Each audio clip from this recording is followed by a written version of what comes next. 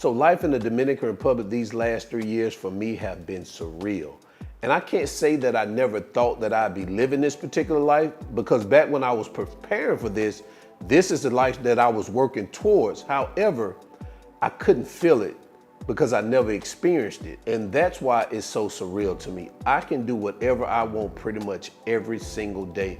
And not many people can say that. Yes, I have clients and projects and deadlines that I have to get done, but for the most part, I control my day. I was talking to another expat the other day, and we were just sitting around talking about our lives here in Dominican Republic. And one thing that we agreed on, which we agreed on many things, but one thing that stood out the most was that if we could get our friends to experience the life that we have, it'll change them forever. And they'll never go back and see their old life the same way. So why do people not want to change? There could be many reasons why people don't want to change, but I typically hang my hat on 2 reasons. One reason is that people don't want to change is they just like where they are. They're comfortable, everything is fine in their eyes, they just don't want to change. Number 2 is the fear of change. Many people are scared to step into the unknown. The first group that just doesn't want to change, I wouldn't waste a drop of energy on those people, because to want something for someone that doesn't want it for themselves is a lost cause. However, for group 2, there is hope. So if you're part of group 2, this video is for you. So I want to share with you some of the things that I did to overcome my fear and to become unstuck in life. Number 1, write your story every day. Remember, you're the author, the owner, and the superhero in your own story.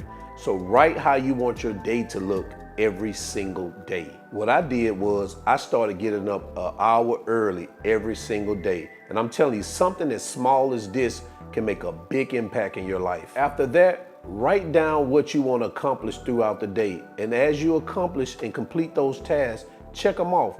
Do this for 30 days straight and watch what happens. Number 2, identify things or people that are keeping you stuck in your situation. It could be family, it could be friends, or it can even be a relationship. It can also be small tasks daily that takes energy away from you.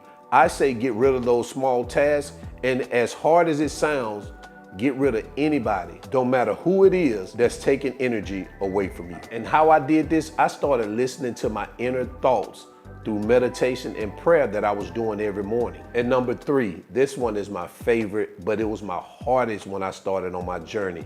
And you hear me say it in all of the videos, always focus on the right now, meaning always live in the present. So many of us are concerned about the past, or we're dreading the future, that we forget about the present, things that are happening right now in our life. So enjoy your right now. The past has already happened, the future hadn't happened yet, so all you have now is the present. So be grateful for it. So remember, wherever you place your focus is where you focus your energy. And if your energy is focused on the past, that's what you're going to get more of, your past. And for me, I personally don't want more of anything in my past. When I started focusing my energy on the present, that's when I started seeing a change in my life. Now I'm gonna tell you, it's a hard thing to do because our brains are not hardwired to think in the present. It's hardwired to think past and future. So you have to be conscious of this. So when you see yourself thinking in the past or thinking in the future, reroute your brain back to the present and try to stay there as much as possible. Number 4, start managing your time better. There's always room for us to improve our time management. This can improve your focus. It also helps with productivity and your motivation. And remember, just because you're busy doesn't mean you're productive. I know a lot of people get those two confused. And one thing I do to help me with time management is I focus on the most strenuous tasks in the morning that require a lot of my energy, and leave the less strenuous tasks that require less of my energy later on in the day. And I have business partners that are in Mexico and California, and I'm about 2 or 3 hours ahead of those guys. And they like to have these meetings around 3, 4 o'clock in the afternoon. And for me, that's around 5, 6, 7 o'clock at night.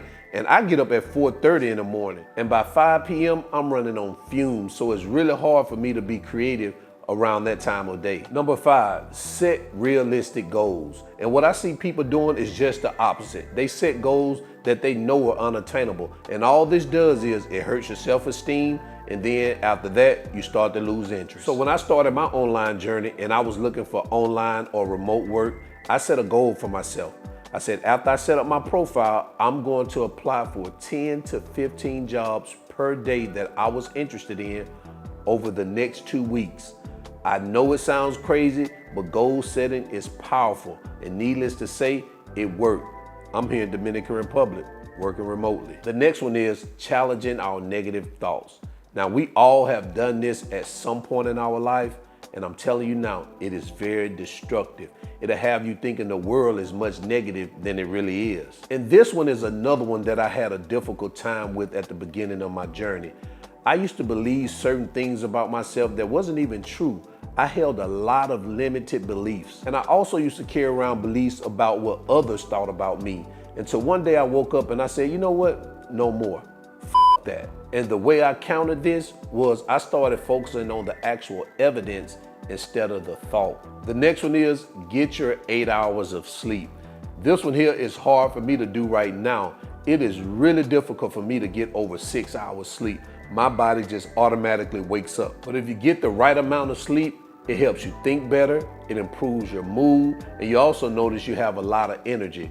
I'm gonna tell you right now, this one I need to work on. The next one is start working out. Go to the gym. This improves your mental and physical health. I do this now, but I gotta admit, I'm not a gym rat. I go at least 2 to 3 times a week. And sometimes I get in those moods where once I see my body is getting into shape, I'll just slack off for about 4 months and just gain all that weight back on me just to go back to the gym and to work it all off again.